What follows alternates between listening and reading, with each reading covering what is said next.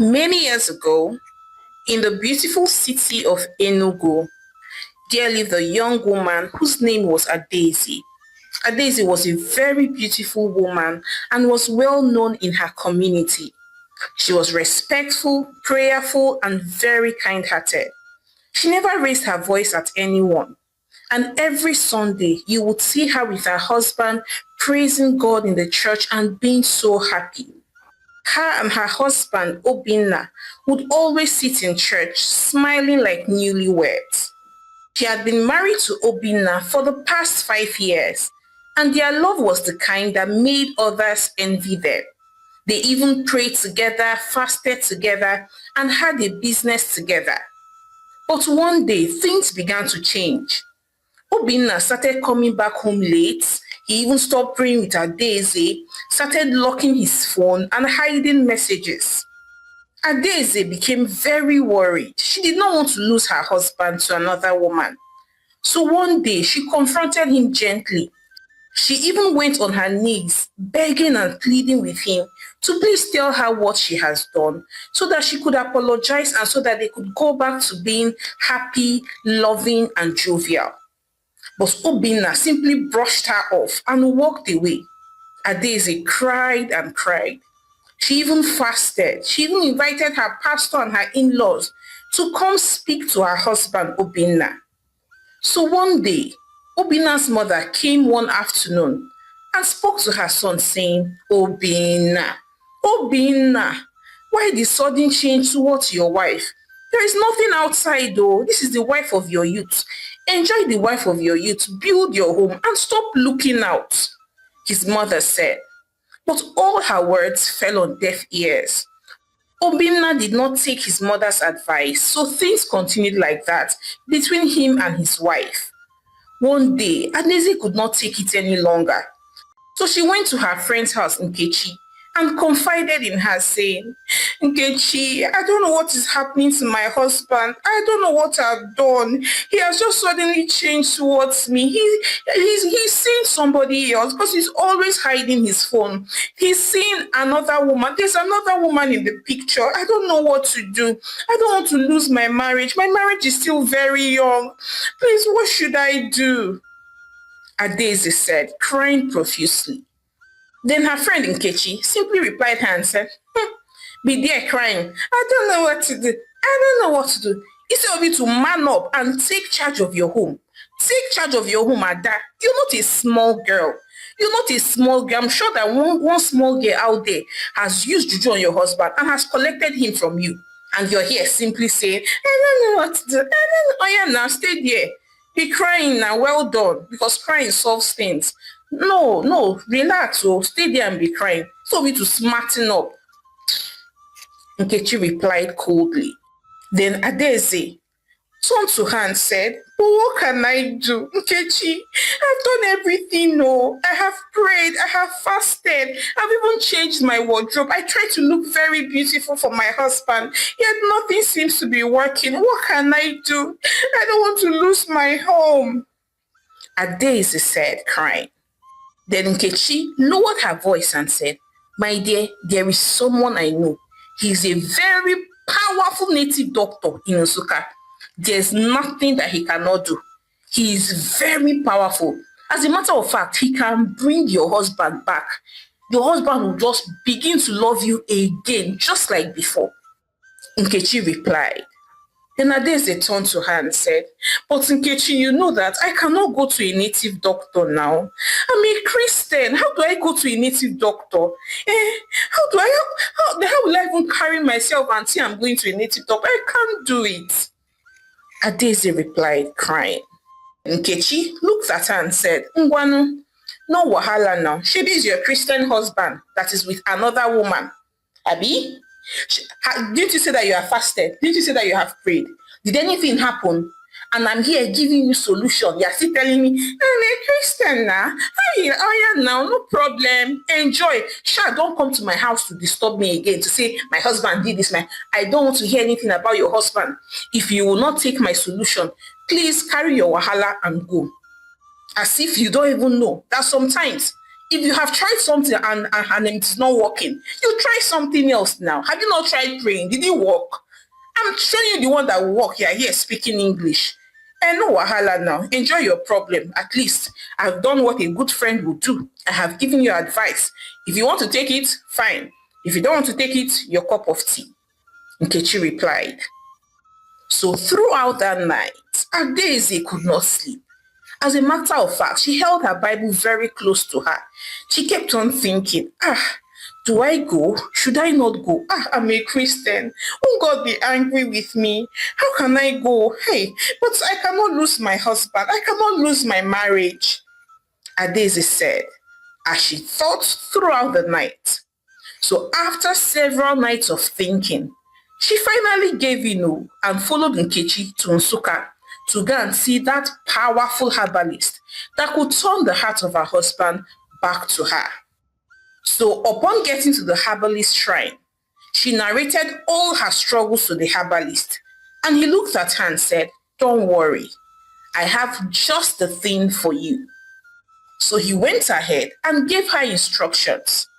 He told her that she was to seduce her husband Obinna and collect his seed, and then mix it with some menstrual blood, and then chant his full name 3 times, and then bury the mixture in their compound. And he assured her that if she could do all that he had told her to do, that their bond would be forever and that no woman on this earth will be able to come in between them. Adaeze was very happy and thanked the Baba as she left. So when she went back home, she did exactly as the herbalist had told her. Every single thing, she followed it to the letter. Then just a few days after performing that ritual, her husband Obinna changed. He started returning back home early, even buying flowers, something that he has never done since the day they got married. He even started doting on her, calling her my queen, the queen of my heart, my priceless jewel, my this, my that, my tomato juice, my asanwan pepe. There was no name he did not call her. He even went as far as deleting all those numbers of all his side chicks from his phone. And he stopped seeing them. He even began to follow Adaeze to church again and started leading prayer during house fellowship. And a lot of people noticed the difference. They were so happy for Adaeze that her marriage had been restored.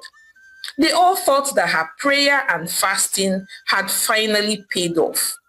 Adaeze smiled back, but deep inside, she was bothered, she was unsettled, because she noticed that since she did that ritual, that her husband Obinna had been behaving strangely. Sometimes he would stare at her for hours while she slept. Other times he would be mumbling in his sleep, saying things like, "Don't leave me, Adaeze. We will live together forever. Our bond is forever." And even though she was to find it attractive that her husband was even thinking about her during his sleep, she was bothered. But yet again, she ignored it because, she now had the love and attention of her husband. And that was all that mattered to her. And 2 years later, their love story still looked very perfect. As a matter of fact, they had even gone to the church to renew their vows. They even hosted Christmas parties and invited half of the community. But one fateful day, tragedy struck. Obinna was on his way back from going to visit his friends when a truck came out of nowhere and crushed him. When Adaeze heard the news that her husband was involved in an accident, she cried and wept like a baby. She even prayed fervently that God would heal her husband and restore him. But unfortunately, Obinna died. Adaeze was inconsolable. She kept on crying. Even at the burial ceremony, nobody could comfort her. She was just crying and crying. Then that same night, as she slept, Adaeze immediately jacked up at exactly 2:13 a.m. She felt a very strange presence in the room. Then she looked, and lo and behold, it was Obinna, her husband, who was late. He just stood there, staring back at her. Adaeze screamed out of fear, but he just remained there staring at her. And after a while, he disappeared. So it became a routine. Obinna was always appearing to her at night. Adaeze was so afraid. She wondered what this might mean. Sometimes he would even call out to her and tell her that she had to follow him to where he was because they were bound forever. Adaeze was very scared. She did not want to die. She was scared for her life because Obinna insisted that she had to follow him since she had tied his soul and her soul together.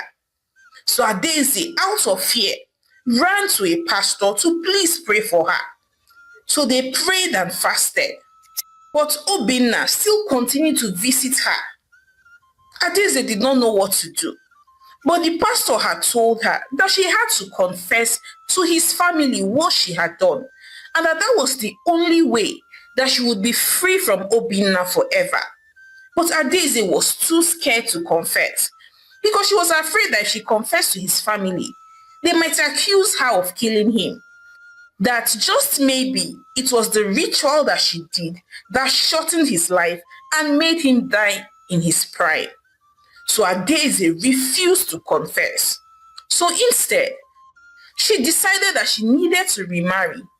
Because if she remarried, that means her soul would now be tied to someone else, and Obinna could no longer torment her or visit her. So one day, she met a kind widower whose name was Pastor Ben. Pastor Ben had shown interest in her. Although Adaeze would not normally have liked someone like Pastor Ben, but because he was a pastor, she thought that this would give her some sort of covering from Obinna. So immediately Pastor Ben showed interest in her, invited her out for lunch. Adaeze went though. She went. But as soon as they were done with their lunch, that same day, Pastor Ben's car exploded. He had an accident. Although he survived, he had some burns on both arms. And because he was spiritually sensitive, he knew that what happened to him was as a result of the young lady Adaeze, who he had had lunch with earlier in the day. So because of that, he never called her again, and he cut off all ties from Adaeze. Adaeze tried to call him again and again, but he refused to pick his call and even went ahead and blocked her. So she said she was going to try her luck again. So she met another man whose name was Ifeanyi. Ifeanyi even took her to the cinema and promised to visit again and even wanted to marry her instantly, despite the fact that she just lost her husband. But 2 days later, Ifeanyi vanished with no trace. His phones went off. Adaeze tried calling and calling and calling again, but yet again she could not reach Ifeanyi because Ifeanyi had had an encounter with Obinna, where Obinna warned him to leave his wife alone because their souls were bound together.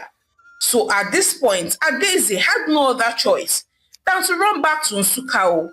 She went back to the same native doctor that had done the charm, crying and begging him, "Please help me. I'm tired of seeing my husband every night. I cannot sleep. And any man I try to date, he will scatter it. Please, I don't want to die. Every time he keeps on telling me that our souls are bound together and I have to follow him. I don't want to follow him anywhere. I'm too young to die. Please help me."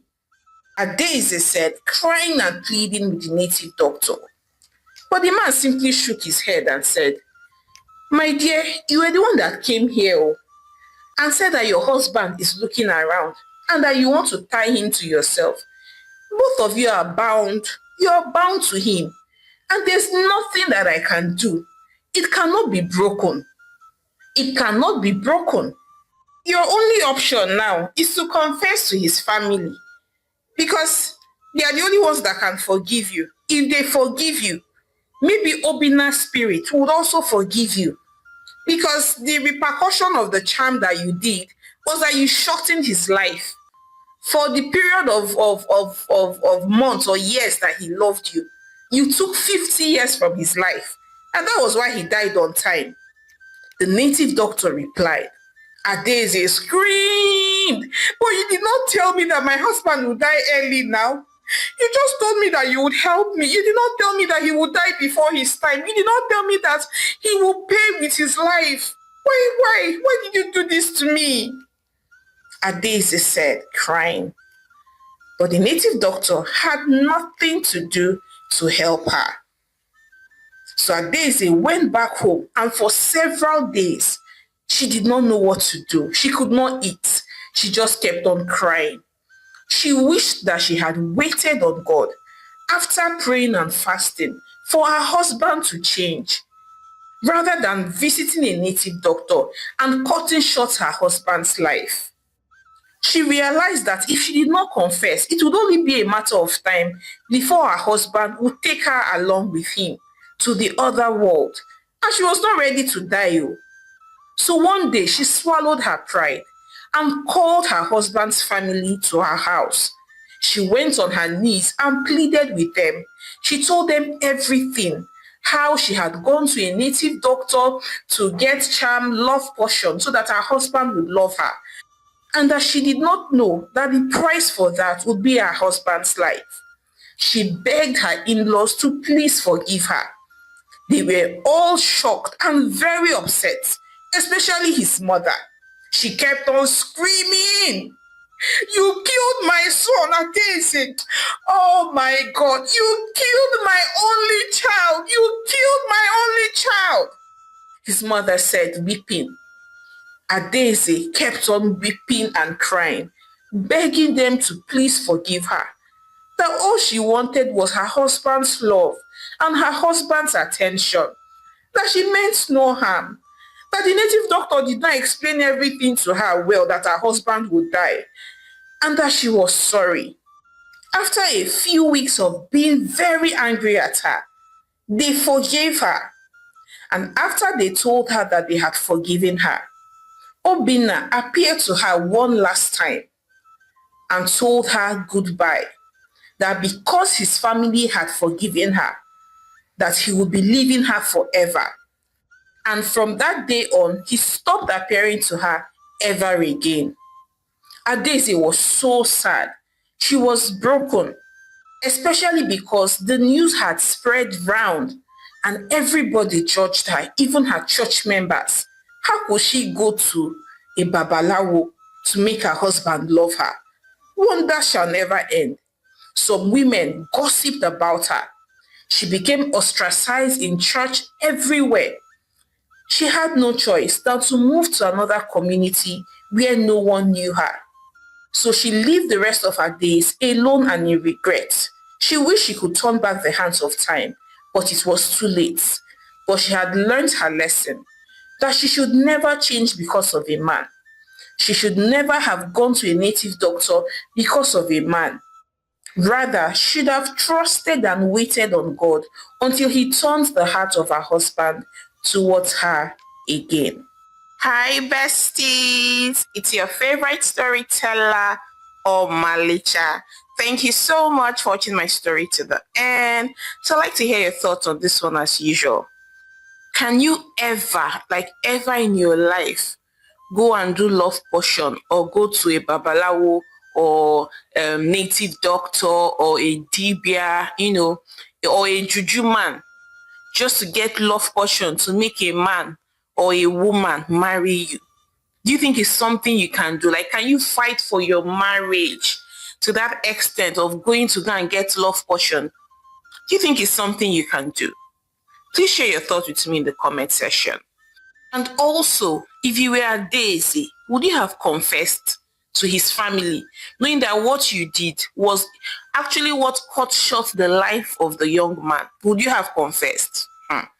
Anyway, please share your thoughts with me in the comment section. I can't wait to hear them. I can't wait to read them. And I can't wait to respond to them. And please do not forget to support your home girl, Omalicha, by subscribing to my channel, liking my videos, and sharing with your loved ones. So now, till I come your way again with more interesting stories. Bye! Many years ago, in the beautiful city of Port Harcourt, There lived a young woman whose name was Tina. Tina was very beautiful and very smart. She grew up in a very strict household. Her father was a very strict man. And whenever her dad had any argument with her mother, he would stop giving her money. He would leave her with nothing, not even money to buy food or to take care of the children. Tina would always see her mother suffer in silence many times and would even watch her beg for help just to feed the family. So from a very young age, Tina made a decision in her heart. She said to herself, no matter who I marry, I must have my own money. I will never depend on any man, just the same way my mother depends on my father. And years later, Tina met a handsome man whose name was Kelechi. He was calm, respectful, and hardworking. And he loved Tina deeply and treated her like a queen. So after dating for about 2 years, they both got married. Kelechi, on the other hand, grew up very differently from Tina. His own father took very good care of the family. As a matter of fact, his mother never worked a day in her life. She stayed at home, raised the children, and enjoyed her peace. And Kelechi saw this as a good life. And that was exactly what he wanted to give to his wife as well. So after the wedding, Kelechi sat his wife down and said, my love, now that we are married, I do not want you to work any longer. I just want you to be fine for me. I just want you to stay at home and eat my money, enjoy my money, use my money to paint your face, paint your nails, make your hair, buy anything that you want. Just spoil yourself silly. That is why I am here. Kelechi said lovingly. But Tina just smiled and said nothing. Initially, she tried though. She tried to enjoy just being a full-time housewife. She would sleep, watch her favorite shows, sometimes even visit friends. And on top of that, Kelechi gave her 500,000 naira every month as personal monthly upkeep. So she would use the money to get anything that she needed for herself. But then, after a while, Tina started feeling restless. She remembered how her mother suffered in the hands of her father, how her mother had no say in the family at all because she had no money to herself. So one morning, Tina looked at Kelechi and said, my dear, I want to apply for a job. I'm tired of just being a stay-at-home wife. I'm tired of being Oreako. I want to work. I want to use my brain. Tina said. Kelechi looked at her with surprise and said, you want to work here? Why? Am I not taking good care of you? Kelechi asked. But then Tina looked at him and said, you are, my dear, you are trying. But I need to work. I want to do something meaningful with my life. I don't want to depend on anyone for money. I don't want to depend on you. Tina responded. And then Kelechi laughed softly and said, Tina, relax now. Okay. I understand what you are trying to tell me. All these things that you're trying to use Kona to tell me. The 500,000 I give you is no longer enough, right? You want me to increase it, is that it? Okay, no problem. I will increase your allowance. Just tell me, how much do you want every month? Kelechi asked.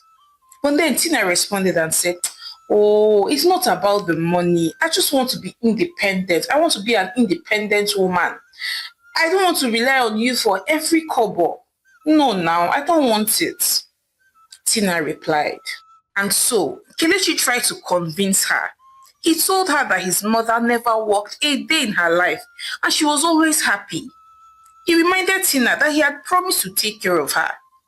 But then Tina refused to change her mind. She wanted to work and that was it.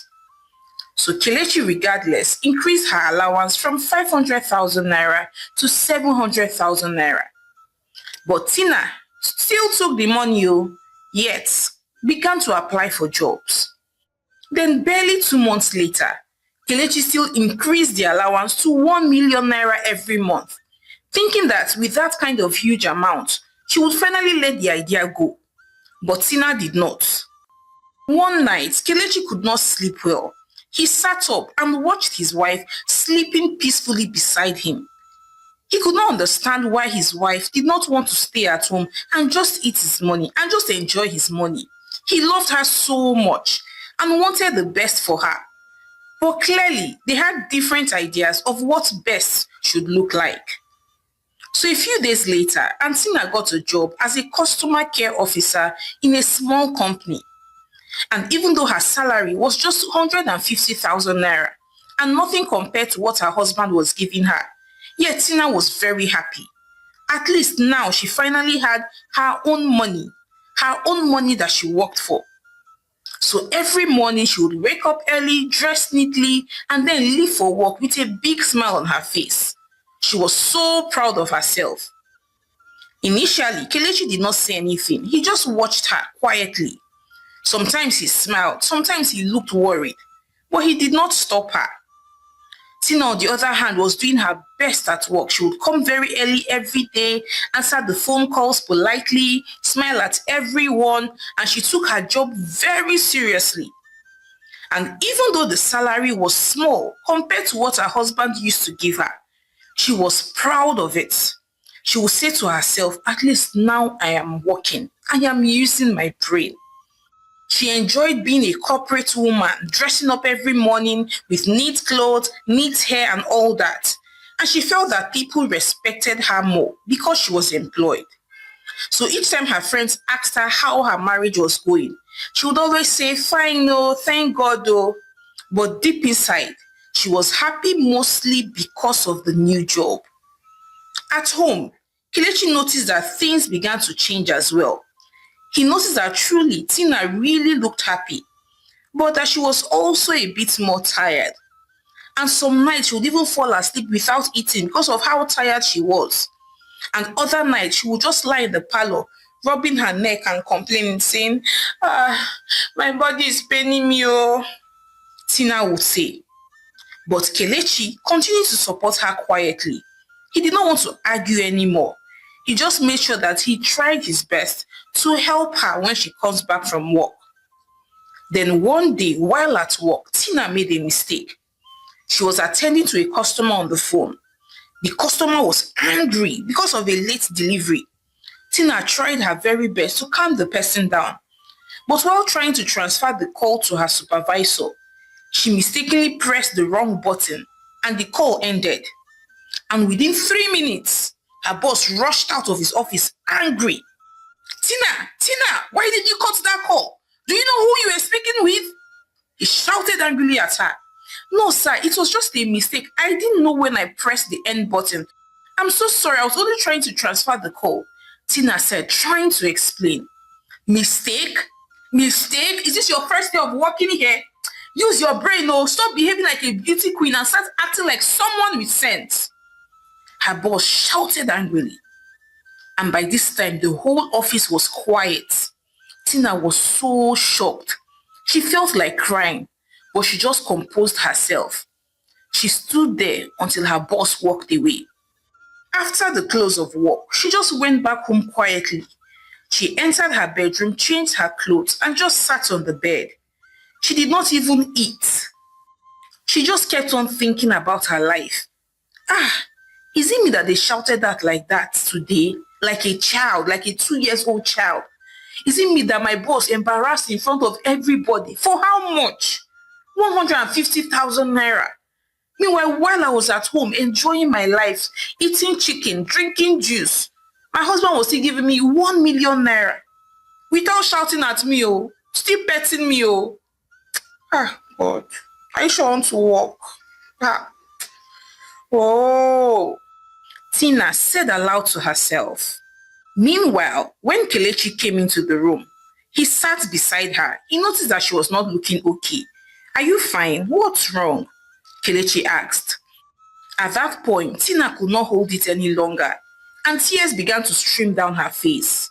What happened? What happened? Kelechi asked.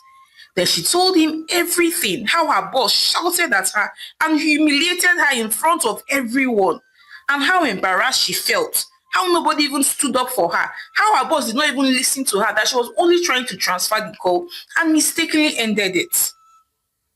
But Kelechi did not say a word, even though he wanted to say, I told you so. He held himself and just held her hand and comforted her. So the next morning, Tina dressed up for work again. But this time, she was not so excited to go to work. She just stood in front of the mirror and looked at herself. She remembered the whole shouting, the embarrassment that happened just the day before. Then she looked at herself one more time and said, "Well, Tina, why are you even suffering yourself? Eh? All those insults just for 150,000 naira. I beg you." So she picked up her phone and typed a short resignation letter and sent to her boss. She was no longer working. She did not want to work any longer. So later in the evening, when Kelechi came back home, he was shocked to meet his wife in the parlor. She was even wearing a loose t-shirt, eating rice and watching television. She did not look like someone that had left the house that whole day. Baby, you did not go to work today? Kelechi asked. My dear, I have resigned though. I have resigned.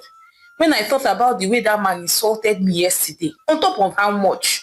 150,000 naira.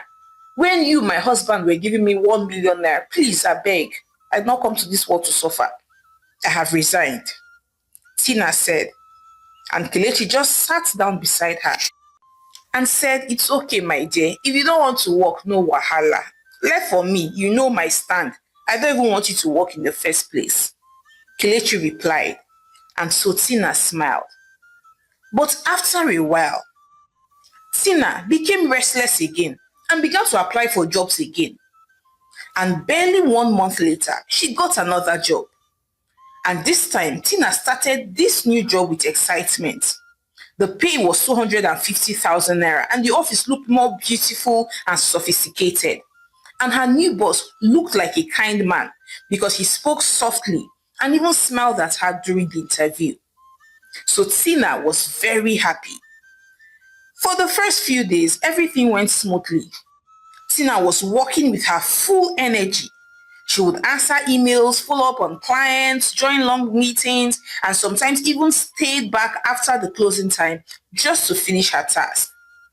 But then little by little, the pressure started building. Every morning, Tina had to leave the house very early just to beat the traffic. And by the time she got to office, she was already tired. Most days she would even come back home around 8 p.m. She would be too exhausted and too tired to even eat or talk. And sometimes she would just drop her bag at the door, remove her shoes, and then lie flat on the rug. She was always tired. This new job, even though it was exciting, was taking a toll on her. Kelechi, as usual, tried to support her. He started helping out more in the house. He would cook sometimes, he would clean, but it did not change the fact that Tina was always stressed. She was tired. Then one night, he found her asleep at the dining table, still wearing her office clothes. He tapped her gently and said, "Babe, please go inside or go inside and sleep." Then she opened her eyes slowly. "My head is pounding. I'm having headache. I think it's even migraine," Tina said, sounding very weak. So the next morning, when she woke up, she called in sick. When she looked at herself in the mirror, she saw dark circles under her eyes. Her skin looked dull, her hair was due, long overdue, but there was no time to make the hair.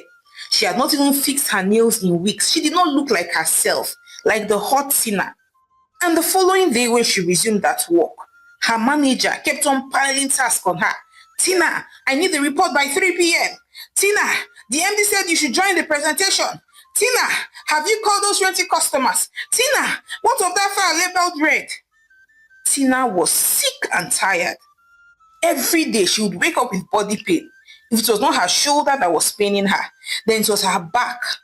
Her eyes were always heavy. Then one Saturday morning, she got fed up. She just busted out into tears. And her husband, her loving and supportive husband, Kelechi, rushed into the room and said, "What is it? What happened? Why are you crying?" And then she said, "I'm tired. I'm tired. I don't want to work again. I don't want to be a strong woman again. I don't want to be an independent woman again. Every time I leave this house early and come back very late at night, my head is hot, my chest is tight, my back is paining me, everywhere is paining me.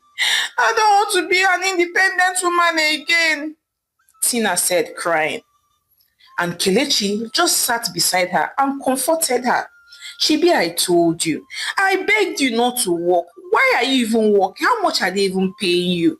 You look tired. You don't look like my wife any longer. You don't need to prove anything to me. I know how valuable you are to me. And I'm not your father.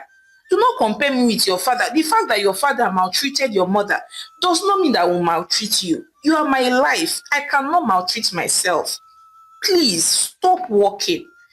Because Kelechi said. So that afternoon, Tina just picked up her phone and yet again wrote another resignation letter. After Tina sent her resignation letter, she felt like someone that they had removed a heavy bag from her shoulders. That night, she slept deeply for the first time in a long time. No alarm, no early traffic, no emails waiting to be answered. Just some quiet and rest. Kelechi did not say much. He just simply hugged her and said, "Welcome back, my love." At first, Tina felt strange. She did not know what to do with all the free time in her hands. She would clean the house, rearrange the pantry, and even cook a fresh pot of soup. But something had changed in her. She was no longer fighting to prove anything, no. She wasn't working from stress anymore. She was now working from wisdom. Her new mantra now became, whatever a man can do, let him keep on doing. No longer whatever a man can do, a woman can do better. Then one morning, she was just scrolling through her phone. Then she saw a short video on investing and it caught her attention. And so she watched some more. Then she began to read simple guides on how to save and invest. So with the 1 million naira that Kelechi gave her monthly, she decided to try something new rather than spending all of it. She opened a small savings account. She also joined a women's investment group on WhatsApp. And every month, if she was not investing in stocks or shares, she was investing in commercial papers or treasury bills or mutual funds, she was investing her money wisely. And by the end of the third month, Tina was already making a steady profit of over 180,000 naira without having any physical business. It was even higher than the salary she was paid for her first job. But this time, there was no boss to insult her, no traffic, no headache, no body pains. It was simply her money working for her. Now she had peace of mind and she still had her own money because now she was making money from the money that her husband gave her. And most importantly, she had her husband's support. And for the first time in a long time, she truly enjoyed her life. She had tested a working class life, a career woman life, and also tested an Odogu's wife, an Oga's wife. And she now realized that for her, to be an Oga's wife was 10 times better than to be a career woman. At least nobody was insulting her. So now, each time people asked her whether she was working, she would say, yes, so I work from home, my dear, and I love it. Kelechi was so happy that his wife had decided to be a stay-at-home wife, to sit back, relax, and enjoy his money. After all, he was working so hard for her. Then one evening, while they were having dinner at the balcony, Tina held Kelechi's hand and then said, my husband, Dimoma, Odimnobi, Odogu, Odogu Nkim, thank you so much. Now I see what you were trying to tell me all this while. Thank you for being patient with me. Thank you for loving me through my stubbornness. And thank you for not being like my father. Thank you so much, Tina said. Then Kelechi simply smiled and said, thank you for coming back to peace. Thank you for staying back at home and eating my money. I work for you. You are the apple of my eyes. You are the proof that I have money. It has to show in your body that I have money, Kelechi said. And then they both laughed. Then that night, Tina posted a short message on her WhatsApp status and said, Omo, I have tasted what it means to be a career woman and I have tasted what it means to be a Wunye Odogu, Achalu Ugo, Oga's wife. And to all the women out there, I recommend Oga's wife. It is way much more better, she posted.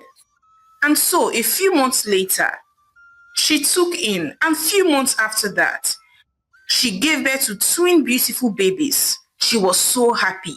She became the proudest stay-at-home mom ever and continued to live a soft life, enjoying her husband's money and investing, letting her money work for her. And they both lived happily ever after. Hi besties, it's your favorite storyteller, Omalicha. Thank you so much for watching my story to the end. So I'd like to hear your thoughts on this one. So which one do you prefer? Do you prefer to be a career woman? Like a career woman, you have your own thing, you're working in your professional field and all of that.